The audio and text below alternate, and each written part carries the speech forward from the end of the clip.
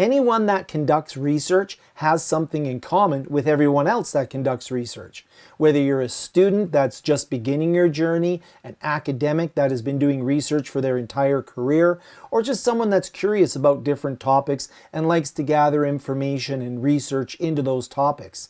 We all have something in common. And what that is that we build research systems. Often, the research systems begin by generating a library of the different documents and resources that we've found so that we can then go through that library in order to gain insight. And then we also go to external libraries, of which there are a vast number of articles and resources. In fact, going out to external libraries can often be very time-consuming, very tedious. That's where artificial intelligence comes in, because it's able to do a lot of the work of finding information, pulling articles into a research environment, and it's able to allow us to start synthesizing and start applying critical thinking and creative thinking skills into the research process earlier. And that's a valuable contribution. You may have seen a number of videos here on my channel where I talk about conducting research using AI. And we would never want to have to go in and create all of the different tools ourselves manually. We can use tools like SciSpace, the sponsor of this video, and a product that I've made a number of videos on because I really like using it quite a bit. Well, in this video, I'm going to talk about 4 new features that they've introduced that just make the product even better for conducting research. These 4 features are going to allow me to really work with a lot of the material that I've collected in a very meaningful way. Let me show you what I mean. So here I am in SciSpace. There's a ton of things I can do, and I've made videos on a lot of the features in here. But the 4 features I want to look at today are really exciting, so let's take a look at them. You'll notice here within SciSpace I have my tool sets. I'm able to work with all of the different features. And you'll notice down the side here that I have my library. So underneath my library, this is where I can gather a lot of my research. If I go and use SciSpace to find articles, I can save them into my library. If I generate something, I can save it into my library. But what did we do before SciSpace came out? Maybe I was on a library website and I would download PDFs. Maybe I have my own custom PDFs.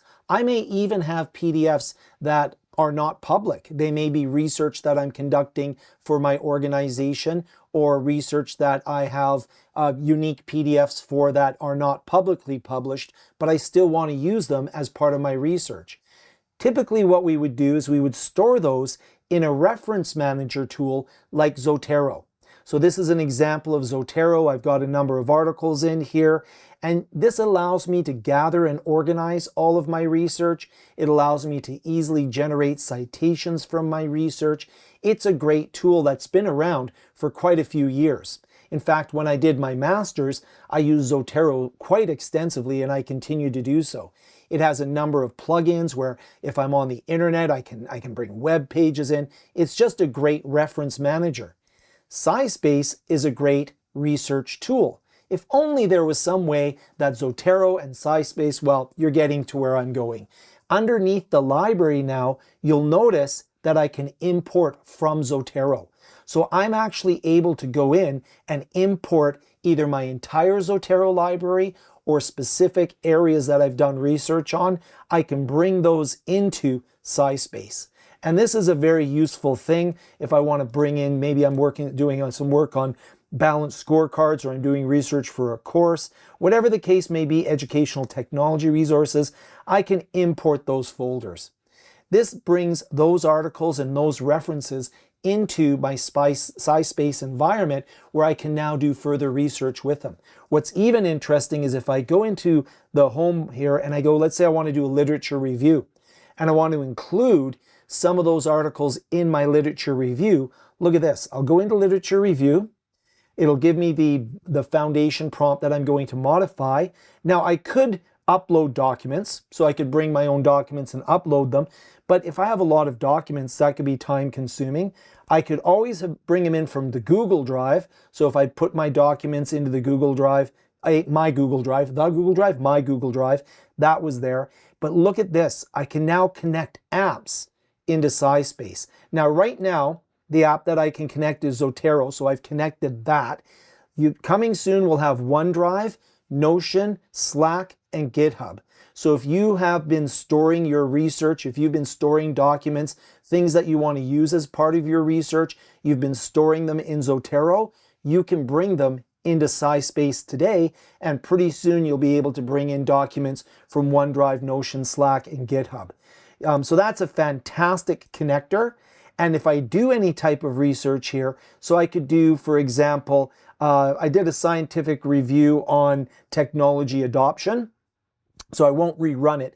So I did a scientific analysis of technology adoption around using something called the SAMR model and the technology acceptance model.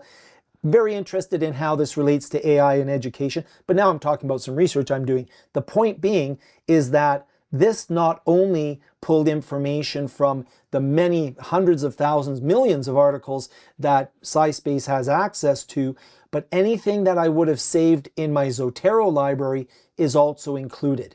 So anything that I've written, anything that I've gathered that might not be part of a public database, I'm able to go in and find those in there. So that's the first new feature, and one that I'm very excited about. So the second new feature of SciSpace that's very useful also relates to the library. So the library contains a lot of the information that I've uploaded, information that I brought in now from Zotero. What I can also do is have shared libraries. So if I'm working with a colleague or a group, I can actually have a shared library. And that's great. We can go into the library, I can find articles that I've uploaded, I can chat with the article, I can start using SciSpace and AI to interact with it. We were able to do that before. But what we're able to do now is if I have a query, I can go in, and if I want to ask, I'll just click out of here.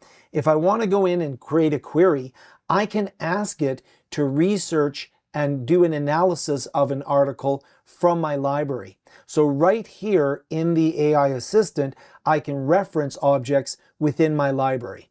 So as you can see, I'm directly referencing a PDF that's in my library from the prompt here. So I could go in, I could put more, but this is very simple. I'll just do a summary of that particular PDF, and now it'll execute, and it's going into my library, finding the literature. You can see that it's found it. So it's now going to do a summary of an article that's in my library. So this is very useful, very classic article on education. The third new feature on SciSpace is very, very interesting as well. It's the report writing subagent.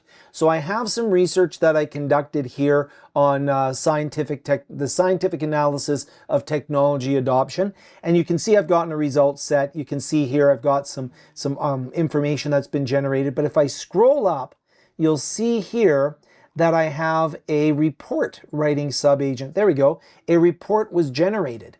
This is the report writing subagent. When I click on the report generated, you'll see that I have a very nice, clean report that's written on this particular research that I've done. This is a fantastic way to take all of the research that I've done, have a nice report on it, and it just makes it easier for me to now go through, read these reports, and start getting a stronger idea of what the research generated. Of course, I'm going to go into the research and the citations and look at that information, but this is a great way for me to begin the process of understanding what was discovered by SciSpace. So that's the report writing subagent, another great new feature. Now, the fourth new feature that I'd like to share with you today also is part of a research system, really around organizing my research so that I can find things and use them in future research. So I've created this research. I went out and did some deep research on this subject here. You'll notice that I have the result set here. I have the markdown file here, and I can certainly go in and start working with that. What I can do is open up this file, and here's where things get interesting. Of course, I can read this, work with it, do all sorts of things with it. I can go in and I can download it, I can copy it, but I can also save it to a notebook. And when I choose save it to a notebook, I can go in and start organizing all of the results and all of the research I'm doing into notebooks that I can then use to collect thoughts on different subjects that I'm researching. So here, I could go in and put it into an existing notebook. I could create a new notebook if I wanted as well. So I can go in, it'll give me a new notebook in here. So I could go in and say, I'm going to put this under educational research, and maybe I'm going to call this SAMR model. I shouldn't probably call it SAMR model, but I give it a better name if I'll wind up having to clean this up. But I can go in and use the SAMR model. It's under educational research. I'll create that. And now all my results from this are going to be in Markdown language. You can see here, saved in my SAMR model notebook. So now I can go back, I can go through the notebooks, and it's a great way of saving all of the data, all of the research that I've generated. And again, I can use this in subsequent research and such. So another great feature that's been added where I'll be able to go in and I'll be able to organize and build a research system. Each of these new features by itself is a great tool and a great way to have a research system that's organized and useful. Together, they just make SciSpace an even better idea for anyone that wants to go in, conduct research, being able to use artificial intelligence to help with some of the more tedious tasks and to speed up your research and to allow you to get to the real core of what research means, which is generating and understanding the world, generating ideas, generating your own thoughts, and using that research in order to advance knowledge with your own input. So I hope you enjoyed the video. Thank you again to SciSpace for sponsoring it. I'll put some links down below for some discount codes, which is always nice. And you can try SciSpace out yourself just to see how powerful it is and to see how well it fits in your research system.